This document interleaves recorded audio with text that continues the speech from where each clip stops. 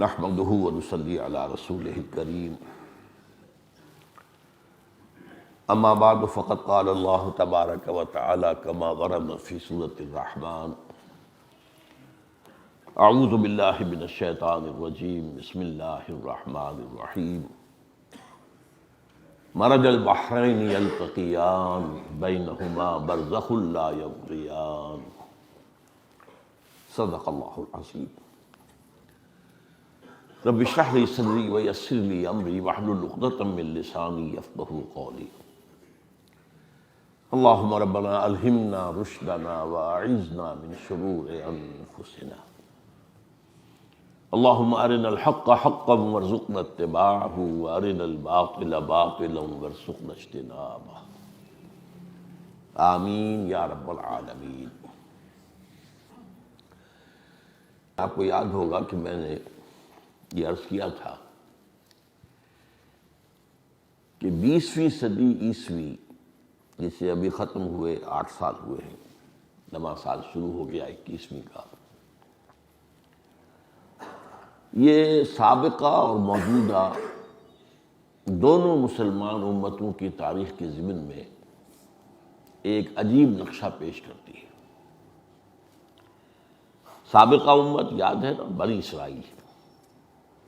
سابقہ اس اعتبار سے ہے کہ وہ اس مقام سے معزول کر دی گئی تھی جو حضرت موسیٰ علیہ السلام کے عہد سے اسے عطا ہوا اور حضور صلی اللہ علیہ وسلم کے عہد تک جاری رہا۔ یہ ان کا 2000 سالہ دور ہے جس میں انہیں امت مسلمہ کی اللہ تعالیٰ کی طرف سے گویا کہ سرکاری حیثیت حاصل تھی۔ یہی زمین پر اللہ کے نمائندے تھے، اللہ کی کتاب ان کے پاس تھی، اللہ کی شریعت ان کے پاس تھی۔ اس کے بعد سے انہیں وہاں سے اللہ تعالیٰ نے معزول کر دیا۔ امت محمد اب اس کی جگہ پر آ گئی صلی اللہ علیہ وسلم۔ تو اگرچہ وہ سابقہ امت کی حیثیت سے تو ان کا دور ختم ہو گیا حضور کی بعثت کے ساتھ، لیکن امت تو ختم نہیں ہوئی، وہ تو موجود ہے، قوم تو ہے، بنی اسرائیل تو ہے، لہذا اس کے بعد بھی ان کی تاریخ کا ایک دور چل رہا ہے۔ اور میں آپ سے عرض کر چکا ہوں کہ حضور کے زمانے تک ان پر 2 دور آ چکے تھے، عروج کے اور 2 زوال کے۔ سورہ بنی اسرائیل کے پہلے رکوع میں 3 ادوار کا ذکر ہے، پہلے دور کا ذکر نہیں ہے۔ پہلا دور عروج جو ہے اس کا ذکر یا تو آپ کو سورہ بقرہ میں ملتا ہے، حضرت طالوت کی جو جنگ ہوئی تھی جالوت کے خلاف، اور اس کے بعد ایک حکومت قائم ہوئی، حضرت طالوت کی 16 برس، پھر حضرت داؤد، حضرت سلیمان، ان کا ذکر تو قرآن میں بکثرت آیا ہے، لہذا یہاں سورہ بنی اسرائیل میں ان کا ذکر نہیں کیا گیا ہے۔ البتہ پہلا جو دور زوال تھا اس کے 2 حصے، پہلے اشوریوں کا خاتمہ، جو اشوریوں کے ہاتھوں جو شمالی ریاست اسرائیل تھی اس کا خاتمہ، پھر کلدانیوں کے ہاتھوں جنوبی ریاست یہودا کا خاتمہ، پھر اس کے بعد ان کے اوپر ایک اور اللہ نے ان پر کرم فرمایا، انہیں توبہ کی توفیق ملی، انہوں نے اپنی اصلاح کی۔ حضرت عزیر علیہ السلام کی دعوت جو ہے خاص طور پر اس میں مرکزی اور فیصلہ کن حیثیت رکھتی ہے۔ یہی وجہ ہے کہ حضرت عزیر کو یہودیوں کے ایک گروہ نے ابن اللہ قرار دیا ہے، یہ قرآن مجید میں ہے کہ عیسائی کہتے ہیں کہ عیسیٰ ابن اللہ ہے، اور یہودی کہتے ہیں کہ عزیر ابن اللہ، عزیر ابن اللہ ہے۔ تو اگرچہ حضرت عزیر کے بارے میں یہ عقیدہ یہود کا بحیثیت مجموعی کبھی نہیں رہا ہے، لیکن یہ کہ یہ بات ان کی تاریخ میں ہے، اور اسی لیے ہے کہ انہی کے ذریعے سے انہیں پھر اس قعر مذلت میں سے اللہ تعالیٰ نے اٹھایا، انہی کی دعوت تجدید اور اصلاح اور توبہ کی پکار، توبہ کی منادی، جس کے نتیجے میں پھر ان کا دوسرا دور عروج آیا، مکابی سلطنت کا، جو اپنے زمینی رقبے کے اعتبار سے تو حضرت سلیمان اور حضرت داؤد علیہ السلام کی جو ریاست تھی اس کے رقبے سے بھی بڑی تھی۔ لیکن پھر ان کے بعد دوسرا دور زوال جو شروع ہوا ہے وہ 63 قبل مسیح سے شروع ہو گیا تھا، یہ میں اس لیے آج آپ کے سامنے اضافہ کر رہا ہوں کہ پچھلی مرتبہ اس کا بیان رہ گیا تھا۔ 63 BC میں، 63 قبل مسیح میں رومن ایمپرر پومپیائی اس نے فتح کیا اس پورے علاقے کو، اور یہاں رومن حکومت قائم ہو گئی۔ وہاں سے دور زوال شروع ہو گیا، اگرچہ وہاں کچھ عرصے کے لیے انہوں نے ایک مقامی سی آٹونومس سی یہودیوں کی بھی حکومت قائم رہنے دی، جیسے ہمارے ہاں انگریز کے زمانے میں ریاست بہاولپور ہے، نواب بہاولپور بیٹھے ہوئے، حقیقت میں تو وہ جو برٹش امپائر تھی پورا ہندوستان اس کے تحت تھا، لیکن یہ راجے مہاراجے ان کے تحت جو ہے ایک آٹونومی سی ہوتی تھی، کچھ تھوڑی سی اختیارات۔ لیکن 70 AD 70 عیسوی میں پھر جب انہوں نے ایک بغاوت کی بہت بڑی رومیوں کے خلاف، تو پھر جو ہے ٹائٹس رومی نے ان کو تہس نہس کیا، 1,33,000 ایک دن میں قتل کیے یروشلم میں، اور پھر انہیں وہاں سے نکال دیا گیا، اور وہ معبد سلیمانی یا مسجد اقصیٰ جو دوسری مرتبہ انہوں نے اپنے دوسرے دور عروج کے اندر بنا لی تھی، اسے بھی گرا دیا، وہ گرا پڑا ہے آج تک۔ تو 70 عیسوی سے لے کر اور 1917 عیسوی تک 1847 برس ایگزیکٹلی بنتے ہیں، یہ ان کا دوسرا دور زوال ہے جو مسلسل چل رہا ہے۔ اب انہی میں سے 500 برس وہ ہیں کہ جس کے بعد حضور کی بعثت ہوئی صلی اللہ علیہ وسلم، یہ اپنے دور زوال میں تھے، نکال دیے گئے تھے، دنیا میں منتشر تھے، ڈائسپورا تھا، 500 برس ہو چکے تھے انہیں اگر کوئی سہارا ملا تو میں پچھلی مرتبہ بیان کر چکا ہوں، وہ مسلم اسپین میں ملا، اس لیے کہ انہوں نے ہسپانیہ کی مدد میں طارق ابن زیاد جو ہے اس کی مدد کی اس کے فتح کرنے میں۔ تو ظاہر بات ہے کہ پھر عربوں نے ہسپانیہ میں پھر ان کی عزت کی، ان کو مقام دیا، ظاہر بات ہے محسن تھے، راستہ دکھائے تھے۔ اور کیوں دکھایا تھا؟ اس لیے کہ عیسائی جو ہیں شدید پرسیکیوشن کر رہے تھے، ان کی مارتے تھے، پرسیکیوٹ کرتے تھے، ذلیل کرتے تھے، لہذا انہوں نے دشمن کا دشمن دوست بن جاتا ہے۔ تو عربوں کی محبت میں نہیں، بلکہ یہ کہ وہ در حقیقت اپنے دشمن کو زیر کرنے کے لیے انہوں نے مسلمانوں کی مدد کی۔ اور اس کو بن گوریون نے لکھا ہے اپنے ہاں کہ Muslim Spain was the golden era of our diaspora. لیکن اس کے بعد بھی کئی 100 برس تک عیسائی جو ہیں پھر ان کو کچلتے رہے، مارتے رہے، دباتے رہے، گھیٹوز میں رکھا یورپ میں، ان کی جو ہے کوئی عزت نہیں تھی کسی طرح کی۔ اس کے بعد جو اصل مسئلہ وہ میں تفصیل پچھلی مرتبہ بیان کر چکا ہوں، مسلم اسپین کی یونیورسٹیوں سے علم کی روشنی جو ہے وہ پھیلنی شروع ہوئی، اور یورپ کا جو سینٹرل یورپ ہے، فرانس اور جرمنی اور اٹلی، یہاں پر وہ علم کی روشنی پھیلی، جس کے نتیجے میں 2 تحریکیں وہاں پیدا ہوئیں، تحریک اصلاح مذہب اور تحریک احیاء العلوم، رینیسنس اور ریفرمیشن۔ یہ جو روشنی کے دھارے بہہ رہے تھے اسپین سے فرانس اور جرمنی اور اٹلی کی طرف، یہودیوں نے ان میں زہر گھولا۔ کون سیاہی گھول رہا ہے وقت کے بہتے دریا میں؟ دریا بہہ رہا ہے، کوئی شخص جو ہے اس میں کہیں کسی جگہ بیٹھا ہوا سیاہی گھول رہا ہے، تو دریا کا پانی سیاہ ہو رہا ہے۔ کون سیاہی گھول رہا ہے وقت کے بہتے دریا میں؟ اسلام نے جو تعلیم دی تھی حریت، کہ کوئی انسان دوسرے انسان کا غلام نہیں ہے، سب کے سب اللہ کے غلام ہیں، انہوں نے اس حریت کو اتنا آگے بڑھایا کہ اللہ سے بھی آزاد، شریعت سے بھی آزاد، مذہب سے بھی آزاد۔ نمبر 2 مساوات، انہوں نے اس کے اندر وہ آزاد خیالی پیدا کی کہ عورت اور مرد بھی مکمل مساوی ہے۔ نتیجہ یہ کہ خاندان کا نظام درہم برہم ہو گیا۔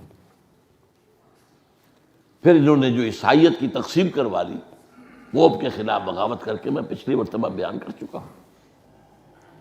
اس کے نتیجے میں پھر یہ کہ بینک آف انگلینڈ قائم ہوا، چرچ آف انگلینڈ قائم ہوا۔ انہوں نے کہا یہ انگلینڈ جو ہے یہ تو ہمارا نیا اسرائیل ہے، ہمیں تو یہاں پر پناہ مل گئی ہے، جیسی کبھی اسپین میں تھی۔ اس طریقے سے اس کے بعد جو ہے وہ جب صورتحال تبدیل ہوئی ہے سیکنڈ ورلڈ وار کے بعد، اور امریکہ آ گیا ہے دنیا کے سیاسی افق کے اوپر، تو پھر نیا اسرائیل جو ہے وہ کہتے ہیں امریکہ ہے، یہ ہمیں یہاں پر وہ ساری سہولتیں حاصل ہیں۔ یہ سارا معاملہ جو ہے ہوا ہے، لیکن 20ویں صدی سے آپ نے سوچئے کہ دو جو میں نے کہا عمل جاری رہے، ایک طرف ان پر ایک اور عذاب کا کوڑا پڑا ہے، اور وہ ہے جرمنوں کے ہاتھوں ہالوکاسٹ۔ اور اس میں بھی ان کے کہنے کے مطابق 60 لاکھ یہودی قتل ہوئے، معمولی بات نہیں ہے، کوئی جھوٹ ہوگا کتنا ہوگا، مبالغہ ہوگا کتنا ہوگا، واللہ اعلم، لیکن یہ بات لوگ کہتے ہیں یہ واقعہ کوئی ہوا ہی نہیں، تو یہ بات قرین قیاس نہیں ہے، ایک بہت اہم واقعہ ہے۔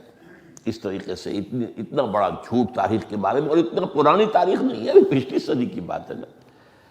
اگر کوئی 1000 سال پرانے کی بات ہوتی تو کہہ سکتے تھے کہ کوئی داستان ہے، کوئی شاید الف لیلہ کی داستان، لیکن ان کے قول کے مطابق 60 لاکھ یہودی قتل ہوئے۔ لیکن تو میں جو کہہ رہا تھا کہ یہ پروسیس جو ہے دو طرفہ، ایک طرف تو وہ زوال اور گہرا ہو گیا اور گہرا ہو گیا، اور اتنی بڑی سزا جرمنوں کے ہاتھ، لیکن دوسری طرف ان کے احیائی عمل شروع ہو گیا۔ یہ دو جو قرآن کہتا ہے سورہ رحمان میں، مرج البحرین یلتقیان، چلائے دو دریا، دو روئیں جو آپس میں ملی ہوئی ہیں، لیکن بینہما برزخ لا یبغیان، ان کے درمیان ایک پردہ ہے کہ وہ ایک دوسرے میں داخل نہیں ہوتے، پردہ ہے بیچ میں۔ ایک میٹھے پانی کی رو چل رہی ہے، حالانکہ سمندر تو خالی پانی کا ہے، تو یہ روئیں چلتی ہیں۔ یا ہمارے ہاں ایک مشاہدہ ہو سکتا ہے اٹک پر جا کر، کہ وہاں جو دو دریا ملتے ہیں، ایک طرف تو تربیلا سے آ رہا ہے دریائے سندھ، دوسری طرف جو ہے بائیں ہاتھ سے مغرب سے آ رہا دریائے کابل، اور وہ ملتے ہیں۔ یہ کافی دور تک معلوم ہوتا ہے یہ پانی کابل کا ہے، یہ سندھ کا ہے، سندھ کا پانی صاف ہے اور کابل کا پانی گدلا ہے، وہ نظر آ جاتا ہے۔ تو ایک طرف زوال اور گہرا ہوا، اور دوسری طرف احیاء کا عمل جو ہے، اب اس کے چند پوائنٹس نوٹ کر لیجیے۔ 1897 میں بیسل ایک جگہ ہے سوئٹزرلینڈ، وہاں بڑے بڑے یہودی جو ہیں بینکرز جمع ہوئے، زائنسٹ موومنٹ کا آغاز ہوا۔ یہ سیہون ایک پہاڑی ہے، در حقیقت زیون ایک پہاڑی ہے یروشلم کے اندر، اس کے حوالے سے زائنزم، وہ چاہتے ہیں کہ اپنا وہ پرانا دور جو ہے، جبکہ ان کا یہاں پر جب بھی اقتدار ہوتا تھا، چاہے وہ حضرت داؤد حضرت سلیمان کا زمانہ تھا، چاہے مکابی سلطنت کا دور تھا، وہ دوبارہ دنیا میں آئے۔ تو یہ تحریک جو ہے، یہ یہودیوں میں سے جو سیکولر عنصر ہے، اور جو در حقیقت بینکرز تھے، بڑے بڑے بینکرز یورپ کے، وہ جمع ہوئے۔ Protocols of the elders of the Zion کے نام سے وہ کتاب مل جاتی ہے آپ کو، انہوں نے نقشے بنائے، ہمیں یہ کرنا ہے، یہ کرنا ہے، یہ کرنا ہے، یہ کرنا ہے۔ اور میں پچھلی مرتبہ بھی کہہ چکا ہوں کہ ان کی ذہانت کو داد دینی پڑتی ہے۔ Give the devil his due, شیطان کا بھی اگر کوئی حق ہے تو اس کو ادا کیجیے، اس میں کوئی شک نہیں۔ ذہانت، فطانت، پھر محنت، مشقت، اس کی جو مثالیں انہوں نے قائم کی ہیں، عام میرے خیال میں تاریخ میں کسی اور قوم کے اندر شاید اس کی پوری مثال نہ ملے۔ جیسی جیسی سختیاں انہوں نے جھیلی ہیں، جیسے جیسے ان پر عذاب آئے، نسیاں منسیاں ہو جاتی قوم، ختم ہو جاتی، ایک پھر ابھرتے پھر ابھرتے پھر ابھرتے۔ تو اس اعتبار سے ان کی وہی ذہانت، محنت، مشقت، اور جو اثر و نفوذ انہوں نے پیدا کر لیا تھا یورپ کے اندر، بینکنگ کے نظام کے ذریعے سے جکڑ لیا تھا یورپ کو اپنے ہتھ کنڈوں کے اندر، نتیجہ یہ ہوا کہ کل 20 برس کے اندر بالفور ڈیکلریشن آ گیا۔ یعنی سن 70 عیسوی کے بعد پہلی مرتبہ انہیں اجازت دی گئی کہ وہ آ کر فلسطین میں آباد ہو سکتے ہیں، ڈائسپورا سے، اب ادھر سے ادھر سے، یورپ سے، ایشیا سے، شمالی افریقہ سے آ رہے ہیں، جمع ہو رہے ہیں۔ ڈائسپورا 1847 برس کے بعد ختم ہوا، وہ وہاں آنے شروع ہوئے، اور پھر انہوں نے بڑے عجیب عجیب طریقوں سے وہاں سے پھر جو عرب تھے بیچارے، غریب بھی تھے، سادہ لوگ بھی تھے، ابتدا میں انہوں نے لالچ کے ذریعے سے انہیں بے دخل کیا. بھائی تمہارا یہ مکان ہے، کیا مانگتے؟ 2 لاکھ. ہم 3 لاکھ دے دیں گے لیکن کل ہی فارغ کر دو. پیسہ بے تحاشا تھا، بینکرز تھے، بڑے بڑے بینکرز تھے، پیسے کی کمی تھی نہیں. اس کھیت کا کیا مانگتے ہو، اس کا کیا مانگتے ہو؟ جو اس طریقے سے گویا کہ وہ ٹارچر سے نہیں، دباؤ سے نہیں، ابتدا میں اس طریقے سے پہلے قدم بڑھائے، پھر ٹارچر کرنا شروع کیا اپنی آبادیوں کے ذریعے سے. انہیں خوف زدہ کرنا شروع کیا، مار دھاڑ بھی شروع کی، پھر وہاں سے نکالا. ہوتے ہوتے انہوں نے کافی قدم اپنے مضبوط جو ہے جما لیے. اور اس کے بعد جو نیا اسرائیل تھا، جو نیا اسرائیل نمبر 1 تھا برطانیہ، اس کے ذریعے تو بالفور ڈیکلیریشن آ گیا. نیا دوسرا اسرائیل جو تھا امریکہ، اس سے آتا 1948 میں اسرائیل قائم ہوئی، حکومت قائم ہوئی. آپ اندازہ کیجیے کتنے عرصے کے بعد ان کی حکومت قائم ہوئی دنیا میں، تقریباً 2000 برس بعد، ورنہ ان کی کوئی حکومت نہیں تھی. اب اس کے بعد کیا ہوا؟ ایک جنگ چھوٹی سی سن 48 میں عربوں نے ریزسٹ کیا، اس کے نتیجے میں انہوں نے کچھ اور رقبے حاصل کر لیے. یہ منظم تھے، ان کے ہاں تو ٹیررسٹ موومنٹ پوری طریقے سے آرگنائزڈ تھی، مسلح تھی. انہوں نے اس کے ذریعے سے، اور عرب تو ایک غیر مسلح، ایک فوری سا رد عمل تھا، منظم تھے ہی نہیں. لیکن اس کے بعد پھر 1967 کی جنگ، اب یہ سمجھیے تقریباً 20 برس کے بعد سے ہو رہا ہے. یہ 1897 1917، 20 برس سے. 1917 سے 1948 21 برس سے. 1948 سے 1967 19 برس ہے. یہ تقریباً 20 برس مائنس پلس 20. یہ جو جنگ تھی جو انہوں نے جیتی ہے، یہ ان کے لیے بہت ہی، اس لیے کہ انہوں نے مصر کو شکست دی اور سیریا کو شکست دی. مصر سے پورا جو ہے سینائی پیننسولا وہ لے لیا، ادھر سے گولان ہائٹس لے لیے، جارڈن سے پورا ویسٹ بینک، جو اصل جو فلسطین تھا وہ تو ویسٹ بینک تھا، بہت ہی سرسبز و شاداب اور بہت عمدہ علاقہ، آباد علاقہ، وہ ان سے سارا چھین لیا. اس وقت تک بیت المقدس تقسیم تھا، اس کا آدھا حصہ جو ہے جارڈن کے پاس تھا. یہ 1948 میں جو ارینجمنٹ ہوا ہے اس کو نوٹ کیجیے. یروشلم تقسیم کر دیا گیا، مشرقی یروشلم یہ جارڈن کو دے دیا، مغربی یروشلم یہ اسرائیل کو دے دیا گیا. اب انہوں نے اس میں 1967 میں پورا یروشلم فتح کر دیا. اور موشے دایان جو کانا ہوتا تھا وہ جو داخل ہوا بطور فاتح کے ایسٹ یروشلم میں، تو اس نے کہا we have come here never to go again. اب ہم یہاں سے جانے والے نہیں ہیں کبھی بھی، ہم یہاں آئے. لیکن ایک عجیب بات میں نے نوٹ کی تھی اس زمانے میں، اس کے ساتھ جو چیف ربائی داخل ہوا تھا وہ رو پڑا. بھائی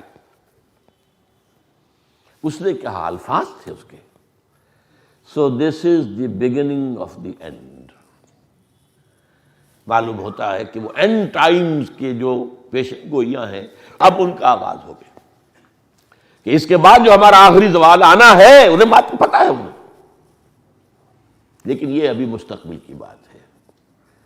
اب ان کے آگے ایجنڈا کیا ہے؟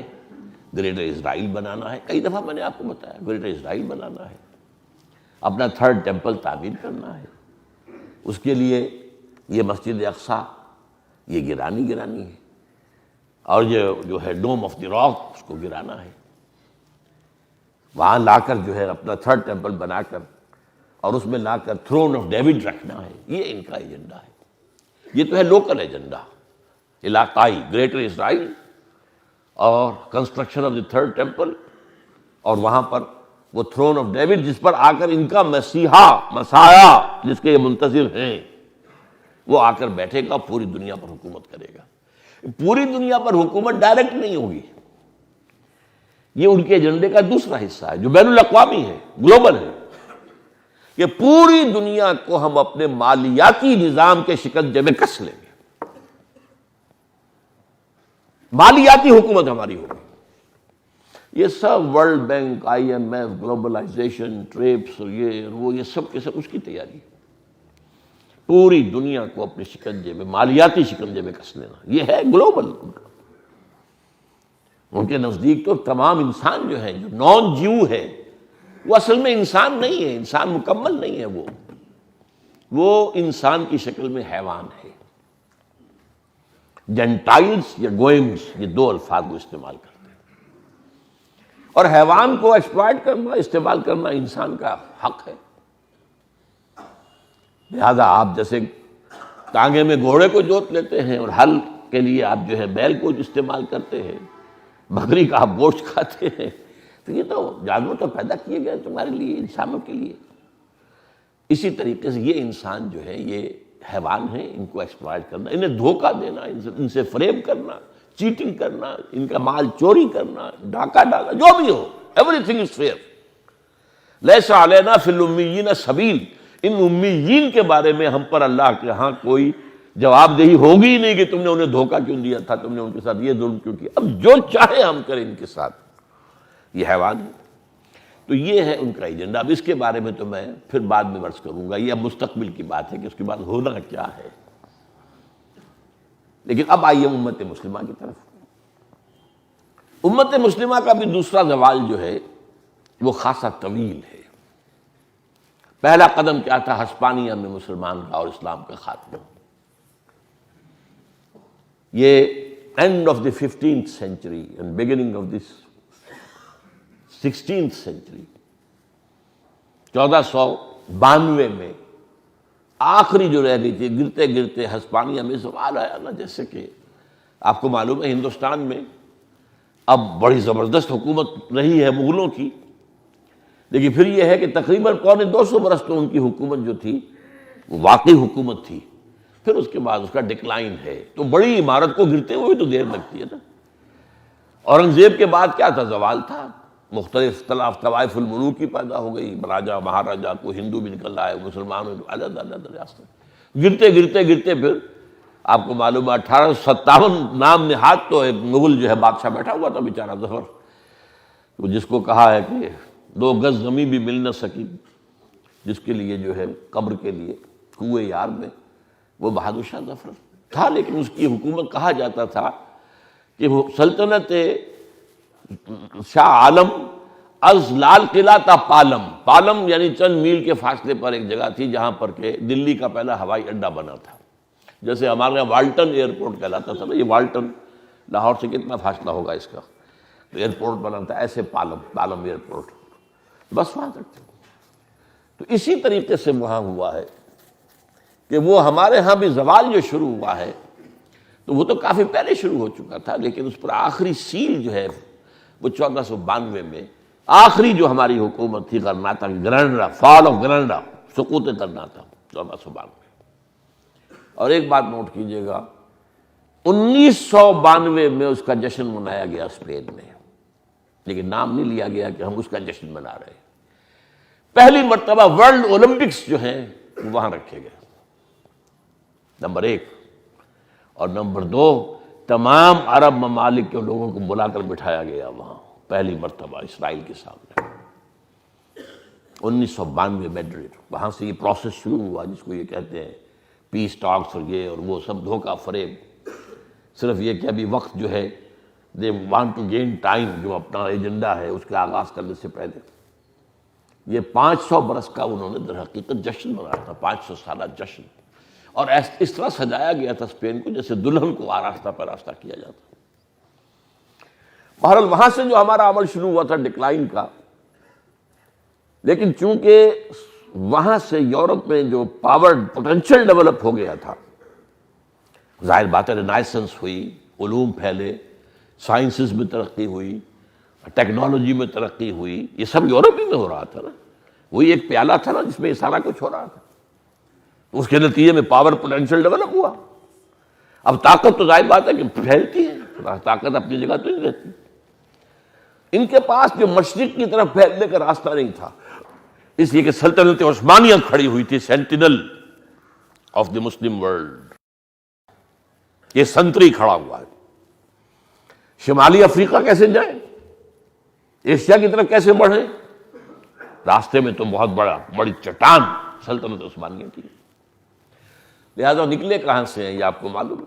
1498 میں واسکو ڈی گاما نے راستہ تلاش کیا، افریقہ کے جنوب سے چکر لگا کر اور پھر ایسٹ کی طرف، اور اس راستے سے پھر یورپین کولونیلزم کا سیلاب آیا ہے. انڈونیشیا، یہ ملایا، یہ سارے علاقے جو ہے، پھر ہندوستان، انگریز آ گئے، ڈچ آ گئے، فرینچ آ گئے، یہ آ گئے، پورچوگیز آ گئے، وہ باقی سب نکلتے چلے گئے، انگریز رہ گیا. اس کے بعد یہ سیلاب پھر یوں بڑھا ہے، یعنی اسپین، اور اسپین کے بعد افریقہ کے جنوب سے ہو کر، کیپ آف گڈ ہوپ سے ہو کر مشرق کی طرف یہ تمام جو قومیں آئی ہیں مغربی یورپ کی.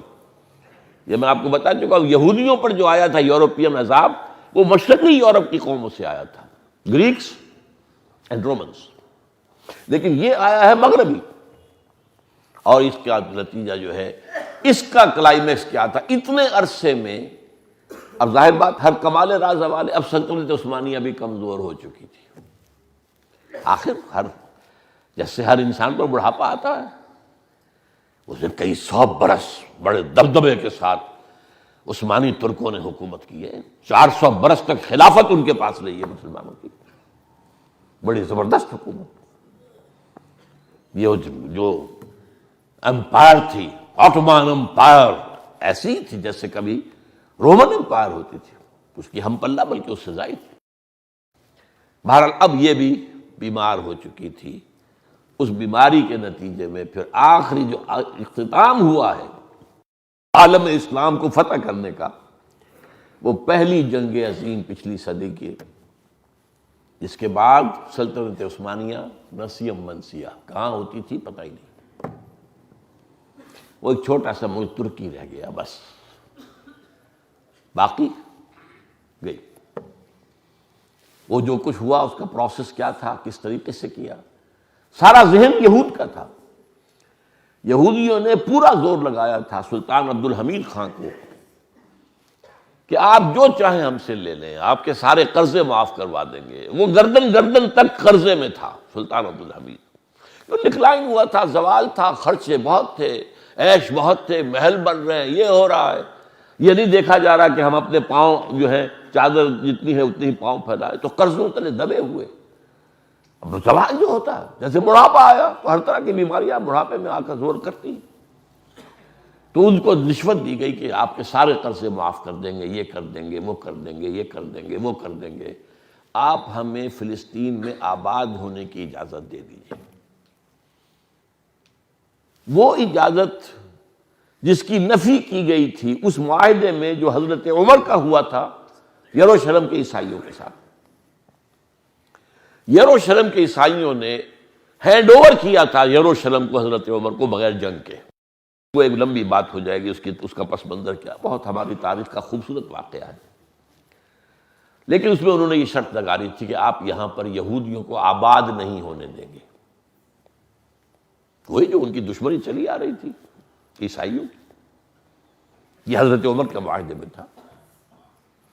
لیکن تھوڑی سی رعایت حضرت عمر نے کروا دی تھی کہ ان کو اجازت ہوگی یہاں آئیں، وزٹ کریں، زیارت کریں اپنے مقامات مقدسہ کی. آئیں، کھڑے ہو کر رو دھو لیں، ویلنگ وال کے سامنے کھڑے ہو کر رو دھو لیں، جو چاہیں کر لیں بس. لیکن وہ یہاں آباد نہیں ہو سکیں گے، کوئی مکان نہیں خرید سکیں گے، کوئی پراپرٹی، کوئی کھیت، کچھ نہیں. تو سلطان عبد الحمید خان نے جواب دیا کہ جو معاہدہ عمر کا تھا میں کسی قیمت پر اس سے ہٹنے کو تیار نہیں. تب انہوں نے سازش کروائی، اور سازشی ذہن ان کا وہی میں نے کہا تھا کہ اگرچہ جینیس ہے، evil genius. First world war انہوں نے کروائی، اور اس کے نتیجے میں آپ کو معلوم ہے سلطنت عثمانیہ ختم. عربوں کے اندر عرب نیشنلزم کے بیج بو دیے. عرب یہ کون ہوتے تم پر حکومت کرنے والے؟ وہ عرب ٹو رول یو. اٹھ کھڑے ہو. شریف حسین والی مکہ غدار اعظم جس کا یہ پڑپوتا اب بھی بیٹھا ہوا ہے جارڈن کے اندر، اس نے بغاوت کی اور ترکوں کے خلاف. آپ کو معلوم ہے کہ یہ دمشق سے لے کر مدینہ منورہ تک ریلوے لائن موجود تھی ترکی کے دور میں. اب بھی جب ہم جاتے تھے، اب تو راستہ بدل گیا، نیا روٹ ہے اب مکہ مدینہ کے درمیان، اس میں وہ چیزیں نہیں آتی، ورنہ ریلوے اسٹیشن موجود تھا اور انجن کھڑے ہوئے تھے، ڈبے کھڑے ہوئے تھے. اس زمانے میں ان کا یہ تھا، یہ حکومت تھی، یہ ترکوں کی بغاوت ہوئی، ترکوں کو ذبح کیا گیا، پوری ٹرینیں ان کی اڑا دی گئی، یہ سب انہوں نے کی. اور پھر ہمارے سپاہی انگریز کے، ہمارے جو مرسنریز تھے، یہ مسلمان جاگیردار جو آج بیٹھا ہوا ہے، انہوں نے بھرتی کرا کر جو دیا تھا انگریز کو مسلمان، انہوں نے جا کے مدد کی ہے. ایلن بی کو قبضہ لے کر دیا ہے، انہوں نے جنگ کی ترکوں کے خلاف، عربوں نے کی ہے. نتیجہ کیا نکلا؟ ان سے وعدہ کیا گیا تھا، شریف حسین کو خواب دکھایا گیا تھا کہ تمہیں خلیفہ بنا دے، تم ہاشمی بھی ہو، یہ تو ترک ہیں، وہ تو محمد کی حدیث ہے صلی اللہ علیہ وسلم کہ الائمۃ من قریش، یہ ترک تو ہیں اور نسل، تم ہاشمی ہو لہذا تمہارا حق ہے. لیکن پھر اس کے بعد جو غداری کی ہے، اس سلطنت عثمانیہ کے ٹکڑے کر دیے، چیتھڑے. یہ سارے ملک وجود میں آئے ہیں 1914 میں سلطنت عثمانیہ کے ٹکڑے کرنے کی وجہ سے، ورنہ یہ ملک کہیں کہاں تھے؟ ایک ہی سلطنت عثمانیہ تھی، پورا ویسٹ ایشیا، پورا نارتھ افریقہ، ایسٹ یورپ، سلطنت عثمانیہ. یہ ملک انہوں نے بنائے اور پھر ان ملکوں کے اندر نیشنلزم کا بیج بویا. ترک نیشنلزم، عرب نیشنلزم، سیرین نیشنلزم، ایجپشن نیشنلزم. شاید کچھ لوگوں کو یاد ہو ناصر کا یہ جملہ، نحن ابناء الفراعنہ، ہم فرعونوں کی اولاد ہیں، اپنے ماضی پر ہم فخر کرتے ہیں. نحن ابناء النماردہ، یہ صدام حسین نے کہا تھا، ہم نمرودوں کی اولاد ہیں. ہمارا ماضی جو ہے، کیونکہ نمرودی کہلاتے تھے، کیلڈین امپائر کے جو امپرر ہوتے تھے، جیسے مصر کے امپرر جو ہیں فراعنہ، وہ نماردہ، نمرود. تو یہ لوکل نیشنلزم پیدا، الشام للشامیین، شام شامیوں کا ہے، المصر للمصریین، مصر مصری. امت مسلمہ کے ٹکڑے کر دیے، عالم اسلام کے بھی ٹکڑے اور امت مسلمہ کے بھی ٹکڑے. ورنہ اس وقت تک کیا تھا؟ ایک تاریخی حقیقت نوٹ کر لیجئے، عالم اسلام جو ہے بنو امیہ کی حد تک تو ایک یونٹ تھا مکمل. درمیان میں تھوڑا سا وقفہ آیا تھا حضرت علی رضی اللہ تعالیٰ عنہ کے عہد خلافت میں، کہ دو حصوں میں منقسم رہے تھے. مصر اور شام نے حضرت علی کی اطاعت قبول نہیں کی تھی، لیکن اس کے بعد حضرت معاویہ آئے رضی اللہ تعالیٰ عنہ، اس کے بعد ایک ہو گیا. سمجھیے 100 برس تک ایک پورا عالم اسلام، ایک وحدت. عباسی حکومت آئی تو اس کی ایک شاخ بنو امیہ کی چلی گئی ہسپانیہ میں، اس کے بعد دو حصے ہو گئے مسلمانوں کے. ہسپانیہ میں امویوں کی جو ہے ایک حکومت قائم رہی، اور یہاں یہ عباسیت تھی. اس کے بعد کیا ہوا؟ جب زوال عباسیوں کا ہوا، پھر تو یہ چھوٹے چھوٹے ملک بن گئے، سلاطین ہو گئے، اور سلاطین بیٹھے ہوئے ہیں، یہ ہیں وہ ہیں، جیسے کہ ہوتا ہے طوائف الملوک کی. ہمارے ہاں بھی سب سے پہلے جو حکومت 300 برس رہی ہے وہ سلاطین کہلاتے تھے، شہنشاہ نہیں تھے وہ، اس لیے کہ وہ مانتے تھے کہ جو ہمارا جو عباسی خلیفہ ہے وہ ہمارا حکمران ہے. وہیں سے سند آتی تھی، چاہے یہاں پر لوکل کرتے تھے، جہاں فلاں کو فلاں نے شکست دی لیکن پھر وہاں سے سند اپنے لیے منگوا لی، سند ہوتی تھی وہ خلیفہ کی، عباسی خلیفہ کی. اس وقت تک معاملہ کیا تھا؟ چاہے کتنے ہی ملک یہ بن گئے تھے علیحدہ علیحدہ، یہاں مغلوں کی حکومت ہے، یہاں صفویوں کی حکومت ہے، یہاں سلجوقیوں کی حکومت ہے، یا فاطمیوں کی حکومت ہے، یا عثمانی ترکوں کی حکومت ہے، لیکن امت میں تقسیم نہیں تھی. ایک مسلمان یونیورسل سٹیزن تھا پورے عالم اسلام میں، کوئی ویزا نہیں، کوئی پاسپورٹ نہیں، مسلمان ٹھیک ہے، شہری ہے ہمارا. کہیں ویسٹ سے مغرب سے چل کر ایک شخص چلا ہے اور ہندوستان میں آ کے وزیر بن گیا، کسی نے پوچھا نہیں، you are not the son of the soil, who are you? نہیں، امت ایک رہی ہے 1914 تک. اس کے بعد یہ امت کے بھی حصے بکھرے اور عالم اسلام کے بھی حصے. یہ گویا کہ ہمارے زوال کا ایک طرح کا کلائمیکس تھا۔ لیکن وہ جو میں نے کہا 20ویں صدی کا معاملہ کیا ہے، مرج البحرین یلتقیان بینہما برزخ لا یبغیان، اس کے بعد بھی ہمارے زوال کے کچھ لینڈ مارکس ہیں 20ویں صدی میں۔ ایک احیائی عمل بھی شروع ہوا ہے، وہ میری اگلے تقریر کا حصہ ہوگا۔ احیائی عمل، اور وہ بھی صحن جہتی ہے، 3 ڈائمینشنل احیائی عمل شروع ہوا ہے پچھلی صدی کے ربع کے بعد، یوں سمجھئے 1924-25 کے بعد۔ اس کے 3 اسپیکٹس ہیں، 3 ڈائمینشنل، ایک ہے رینیسنس، ایک احیاء، لیکن یہ کہ وہ میں نے جیسا کہ اس کے وہ بعد میں اب وقت ختم ہونے والا ہے، لیکن وہ جو احیائی عمل چلا ہے اس کے ساتھ ساتھ ابھی وہ زوال کے سائے بھی اور گہرے ہوئے۔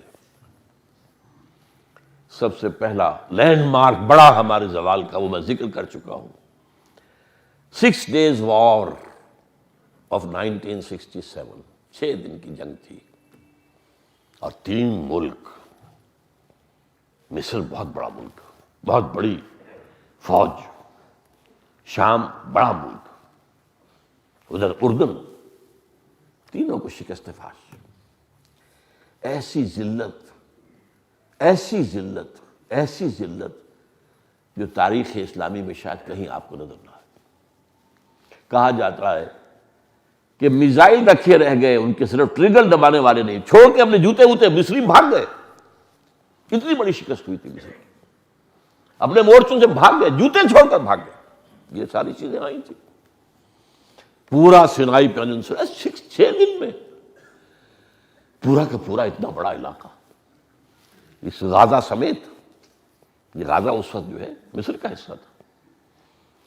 اس کے بعد یہ کہ سیریا کی شکست، گولان ہائٹس، اگرچہ رقبے کے اعتبار سے وہ زیادہ بڑا نہیں ہے لیکن بہت اسٹریٹجک ہے، وہ ہائٹس پر ہے کہ جہاں سے زد میں ہے پورا کا پورا جو ہے دمشق جو ہے وہ سامنے، تو اس اعتبار سے اسٹریٹجک پوائنٹ آف ویو سے بڑی اہمیت ہے گولان ہائٹس کی۔ اور جیسا کہ میں نے عرض کیا، پورا ویسٹ بینک یہ لے لیا، پورا یروشلم لے لیا، یہ شکست ہم نے کھائی، زبردست شکست کھائی۔ عرب ورلڈ کے لیے یہ ایک بہت بڑا لینڈ مارک ہے۔ عرب ورلڈ کے لیے یہ اتنا ہی بڑی شکست ہے جتنی تاتاریوں کے ہاتھوں 1458 میں ہوئی تھی، جبکہ خلیفہ آخری جو تھے مستعصم باللہ، انہیں ان کے محل سے گھسیٹ کر نکال کر اور ایک جانور کی لاش کے اندر ان کو لپیٹ کر اور ڈال دیا گیا تھا، گھوڑے چڑھا دیے گئے، اور عرب جو ہیں وہ عالم اسلام کی قیادت سے معزول ہو گئے تھے۔ اس کے بعد تو پھر جو دوسرا دور آیا تھا وہ میں بیان کر چکا ہوں۔ دوسرا ہمارا جو رائج تھا، that was under the leadership of the Turks, ترکان تیموری، ترکان سلجوقی، ترکان صفوی، ترکان عثمانی، 4 گروپ۔ تو 1967 کی 6 روز کی عرب اصلاحی جنگ، اس زمانے میں شاید کچھ لوگوں کو، اگر اصل میں آج کل کا ہمارا جو ہے یعنی بڑا المیہ یہ ہے کہ ہر شخص اپنے حال میں اتنا یا تو دفن ہے یا گم ہے کہ اسے نہ ماضی کی خبر ہے نہ مستقبل کی فکر ہے۔ اپنا وقت کا مسئلہ ہی ہے، وہ مسئلے ہم نے خود بڑھائے بھی ہیں۔ ہم نے اپنے اسٹینڈرڈ آف لیونگ کو اونچا کیا، اور اونچا سے اونچا کرنے کی فکر کے اندر ہماری ساری توانائیاں، ساری صلاحیتیں، سارے اوقات اس حال کے اندر دفن تھے۔ ہمیں تو شعور ہی نہیں ہوتا واقعات کیا جا رہے ہیں، کیا کرنٹس چل رہے ہیں، کیا کچھ ہو رہا، کتنا پتہ ہمیں۔ اپنے معمولات ہیں، معمولات کے سوا کسی چیز کی فکر نہیں۔ ورنہ یاد کیجئے اس وقت عالم عرب میں پاکستان کی بہت بڑی جو ہے عزت اور تکریم ہو گئی تھی ایک دم، کیونکہ 1965 میں پاکستان نے بھارت کی طاقت کا مقابلہ کر کے اسے روک دیا تھا، اپنے سے 5 گنا بڑی طاقت۔ ٹھیک ہے وہ فتح نہیں تھی ہماری، لیکن یہی فتح تھی کہ روک دیا ان کو،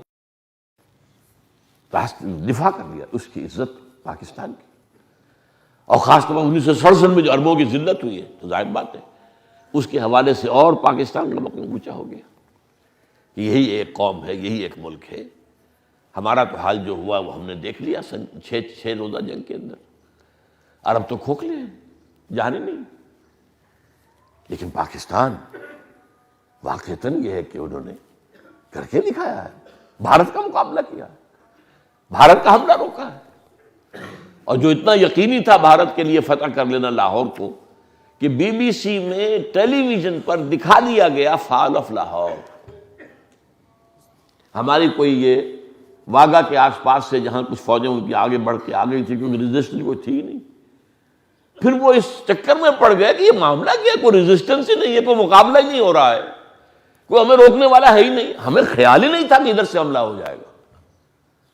بھٹو نے یقین دلایا تھا صدر ایوب کو کہ انٹرنیشنل باؤنڈری بھارت کراس نہیں کرے گا، بھیج دو یہاں اپنے کمانڈو جو ہے کشمیر کے اندر بھیج دو، وہ اندر جا کر جو ہے انسرجنسی شروع کریں، وہاں لوکل مسلمان کشمیری جو ہیں وہ ان کی مدد کریں تو ہم کشمیر کو آزاد کرا لیں گے۔ اور ظاہر بات ہے کہ کشمیر جو ہے وہ تو ڈسپیوٹڈ ٹیریٹری ہے، لیکن یہ کہ انٹرنیشنل بارڈر جو ہے پاکستان کا، ایسٹ پنجاب اور ویسٹ پنجاب کا، یہ تو انٹرنیشنل بارڈر ہے۔ India will never cross international border, یہ ہم اطمینان میں تھے۔ اور پتہ نہیں امریکہ نے اطمینان دلایا ہو، کس نے دلایا ہو بھٹو کو، جو بھٹو نے منتقل کیا ہے ایوب تک۔ انڈیا نے کیا کیا، فوراً جھپٹا مارا۔ لیکن وہ جو قرآن میں آتا ہے سَأُلْقِي فِي قُلُوبِ الَّذِينَ كَفَرُوا الرُّعْبَ، میں کافروں کے دلوں میں روب ڈال دوں گا۔ اب ظاہر بات ہے جس کے دل میں روب آ گیا، مرعوب ہو گیا، وہ تو خود ہی شکست کھا گیا۔ اب اس کے بعد تو شکست جو ہے اس کی وہ ایک منطقی نتیجہ ہے۔ تو اس کی وجہ سے جو بھی اس وقت اللہ نے ہم پر فضل کیا، پاکستان کو بچایا، تو یہ تھی جس سے کہ عالم اسلام میں پاکستان کی جو عزت اور پاکستان کا وقار 1971 میں آ کے وہ بھی ڈھیلا ہو گیا۔ 1971 کا ہمارا ڈیبیکل، ہندوستان کے ہاتھوں ہماری وہ شکست فاش، اپنی غلطیاں، اپنے کرتوت، اپنی زیادتیاں، اپنے معاملات کو سنبھال کر نہ رکھ سکنے کی کوشش، اپنے معاملات کو آپس میں حل کرنے کے لیے تیار نہ ہونا، وہ ساری چیزیں گن لیجیے، اس پر تو میری لمبی تقریر موجود ہے کہ فال آف ڈھاکہ کے اسباب کیا تھے۔ ایک فوری اسباب ہوتے ہیں، ایک بڑے لانگ ٹرم ہوتے ہیں پیچھے، جن کا ہسٹوریکل پس منظر ہوتا ہے بہت لمبا۔ بہرحال 71 میں جو ذلت اور رسوائی ہماری ہوئی ہے، تب اس کے بعد جو ہے وہ شب کی منتوں نے تو کھو دی رہی صحیح، اب کہیں کوئی عزت ہے ہی نہیں۔ پاکستان کی کوئی عزت، پاکستانی مسلمان کی کوئی عزت، اور یورپ امریکہ میں تو کیا ہوگی، عرب ممالک میں کہیں نہیں، انتہائی حقارت کے ساتھ دیکھے جاتے ہیں۔ ہمارے جو لوگ وہاں پر کام کرتے ہیں جا کر، مرتزقین، وہاں کا نوجوان کہ یہ رزق کی تلاش میں ہی آئے ہوئے بیکاری لوگ ہیں، اور رفیق کہتے ہیں بڑی نفرت، رفیق رفیق رفیق رفیق، وہ یہ لفظ نفرت کا لفظ کیا ہوا عرب کے اندر ہوتا ہے۔ ایک صاحب نے جو جدہ یونیورسٹی کے اندر ہیڈ آف دی ڈپارٹمنٹ تھے میکینیکل انجینئرنگ کے، بڑے پاکستانی بہت اعلیٰ انجینئر، انہوں نے آ کے مجھ سے ایک دفعہ کہا تقریباً روتے ہوئے، اب یہاں عربائزیشن ہو رہی ہے کہ اب ہمیں عربی اپنے لانے ہیں سارا سٹاف۔ کل جو لڑکا مجھ سے پڑھ کر گیا اسے میرے اوپر لا کر بٹھا دیا ہیڈ آف دی ڈپارٹمنٹ۔ میں نے کہا پھر تمہاری غیرت کو کیا ہو گیا، کیوں بیٹھے ہو یہاں پہ؟ پیسہ، ریال تو ملتا ہے نا، امریکہ میں ڈالر تو ملتا ہے نا، بس تمہاری غیرت۔ کمال یہ ہے جدہ یونیورسٹی کا جو سب سے اعلیٰ ہسپتال ہے، وہاں عرب تو چپڑاسی بھی جا سکتا ہے، غیر عرب ہیڈ آف دی ڈپارٹمنٹ بھی نہیں جا سکتا۔ یہ فرق، یہ ذلت، یہ رسوائی۔ بہرحال یہ میں نے اس وقت صرف تصویر کا ایک رخ آپ کو دکھایا کہ 20ویں صدی میں اگرچہ ایک اعتبار سے ہمارا زوال کلائمیکس کو پہنچ گیا تھا فرسٹ ورلڈ وار کے بعد، لیکن اس کے بعد بھی جو اللہ کی طرف سے اور عذاب کے کوڑے ہمارے پیٹھ پر برسے ہیں، عالم عرب کے لیے 6 days وار آف 1967 اور پاکستان کے لیے 1971 کا ڈیبیکل، یہ ہماری ذلت و رسوائی کے اہم نشانات ہیں۔ اب آئندہ 20ویں صدی کے اندر جو احیائی جو سلسلہ شروع ہوا اس پر ہماری گفتگو ہوگی۔ اقول قولی ھذا واستغفر اللہ لی ولکم ولسائر المسلمین والمسلمات۔